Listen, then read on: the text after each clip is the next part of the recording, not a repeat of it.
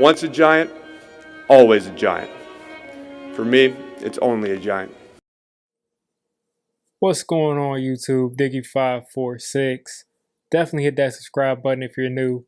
Like the video if you like the video. And I won't tell if you click that bell. But let's go ahead and get into this. So I saw a report that was saying the Giants would target edge or corner at the 11th spot. I don't think there's much truth to this. I think they're going to take the best player that they possibly can at that spot. But just in case this is true, I'm going to list out a couple of players, including edge players and corner players that I would be able to stomach taking at that 11th overall pick. And to start this off, I'll say that I would be okay taking Micah Parsons. And he's not just an edge player. He's not really an edge player. He can play edge sometimes. And he's someone that can be very versatile. He can be an inside guy. But at the end of the day, he's going to provide pass rush, consistent pass rush, from whether it be the inside backer role or the outside backer role. But as far as edge players and people who will play any edge, he's my number one guy that I would take.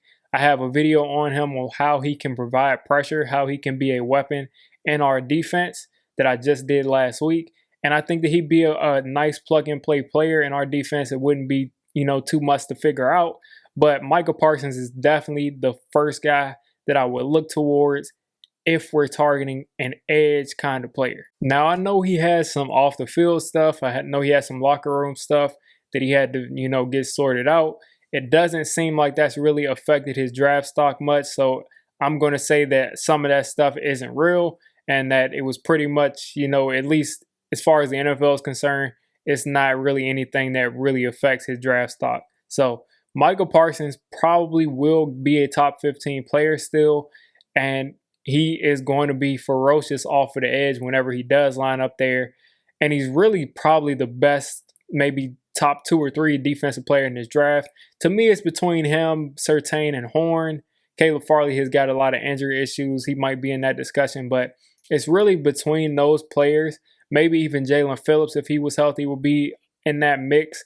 But Micah Parsons may be the best defensive player in the draft, and therefore I would be okay taking him with the 11th pick overall. I don't think that our biggest need is defense, but everybody I say in this video is going to be on the defensive side because the Giants are targeting edge guys and corner guys according to this last report. Next person that I would be okay taking is Patrick Surtain.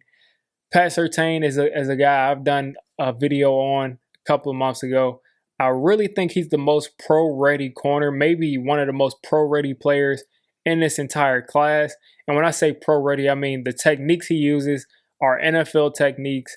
The way he plays the game is from an NFL perspective. His dad was a corner in the league for a long time, a very good cornerback. And I think his son, Pat Surtain Jr., I'm guessing, is definitely a beast. I mean, I think he's really someone who's ready to step in day one in the NFL. Yes, he's going to have to get used to the speed, but he's going to have everything mentally pretty much already prepared for the NFL. He's been preparing for this league his entire year, his entire life. Excuse me. He's been preparing his entire life for this role, and I think he's ready to step in. And yes, I like Darnay Holmes, but I think Patrick Surtain is a better corner than Darnay Holmes. And I'm comfortable with moving Adoree Jackson into the slot. And if Adoree Jackson ever has to come out for any reason, if he's injured or whatever, Darnay Holmes is a great 4th corner to have.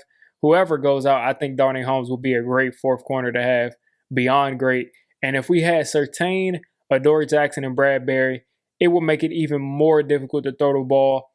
Yes, like I said, I feel like we have a great secondary now, but you really can never have enough corners. They go down like flies, just like receivers do. So the next guy on this list that I will be okay with is J.C. Horn for the same reasons as Patrick Surtain.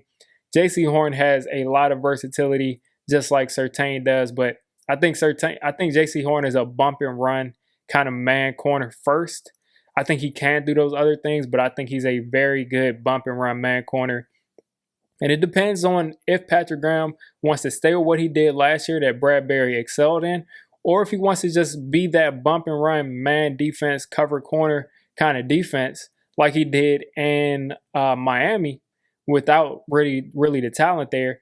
He can pick either one. I think we would be okay either way, but JC Horn is someone that I would be okay with taking. He's moved up my boards pretty slowly, and I just like his athletic tools.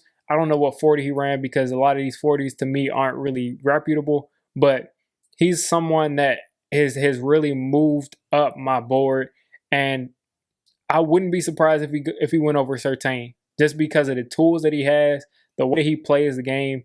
He's a very physical dude. He does a lot of grabbing, which is why I still probably wouldn't say he's better than Surtain, but I would understand us taking him at 11 if we needed a corner, and in our GM's mind, if we wanted a corner, because Surtain probably will be going at 10 to the Cowboys. So that's someone else that I will be more than okay with taking at 11. And then moving on to the two edge players, the two pure edge players. One is Jaelan Phillips. The other will be Azeez Ojulari. I'll cover him next. But Jaelan Phillips is my favorite defensive player in this draft, bar none. Jaelan Phillips had a concussion in football. I think he had 2 concussions in football. And then he had another concussion in a motorcycle accident. So those 3 concussions forced him to retire from UCLA. He ended up coming back a year later to the University of Miami, and he had a great season. He had a ferocious season. Pretty much every play you watch, he's making noise. He's a disruptor. He's got a ton of pass rush moves. He's got a ton of athleticism. He can cover guys down the field on wheel routes. He can pretty much do every single thing that you want one of your edge players to do that can possibly be an all-pro or Pro Bowler one day. Jaelan Phillips is your guy. He checks all the boxes. The only thing is he has a degenerative knee, and that's something that you have to look out for because we saw what happened with Todd Gurley with that because of that motorcycle accident. But who knows if it's as bad as Gurley? Who knows? And then the other issue with Jaelan Phillips is the concussions. He had those 3 concussions. He's not that many away from saying this guy has to miss a whole season or this guy has to retire. So that's why he's been pushed down boards. If he was clean injury-wise, he might be going number 4 to the Falcons. He's that good of a player, and he's the best edge in this class, without injuries. So Jaelan Phillips is someone I would not be angry at all. It's one of those things I wouldn't make the pick because I think that, the injury is a real big concern. But if the Giants made the pick, you will be excited that we finally have someone who's a dominant edge rusher there coming out of the draft. I would be very excited to see that pick. I would just have to root for him not getting hurt. He's really got the entire packet. And then moving on to Azeez Ojulari, he's someone that probably needs a little bit more polish. He does not have the toolbox that a Jaelan Phillips has, but he's cleaner injury-wise. He's got the athleticism. He's got the burst. He's got the bend. He's got pretty much everything you're looking for in a pass rusher physically, but he's just not someone who has, over the long term dominated. He's not someone who has all of the technical moves as a pass rusher as far as hand fighting, everything that comes down with it. He's probably not a guy that you're going to drop into coverage either, but Ojulari is an explosive player, and I think he could possibly develop into an explosive, Pro Bowl kind of pass rusher. It's just more of a projection than a Jaelan Phillips. The thing is, with Phillips, you have the injuries. With Ojulari, you have, more of a projection. But both of those guys, I would be very excited to have at 11. The Giants, I don't think, are only targeting these 2 positions, but I just put this video out just in case the Giants are only looking at corners and edge rushers, which would be malpractice. But if that was really their target, I would be satisfied with Jaelan Phillips, Azeez Ojulari, Micah Parsons, JC Horn, and Patrick Surtain. Those 5, to me, are the best 5 defensive players in this draft for our defense that fit what we do here. And I would welcome them here. I wouldn't be angry with any one of those picks. So you guys let me know who you will be targeting if there was an edge or if there was a corner that the Giants had to take at 11. I don't believe that that's true, but that's what reports are saying. So you guys let me know who you're looking for at 11. So if you made it this deep into the video, I'm calling you a D6 squad member. If you're a D6 squad member, you got to hit that subscribe button. You got to turn on that notification bell. And listen, I make all kinds of content for NFL teams.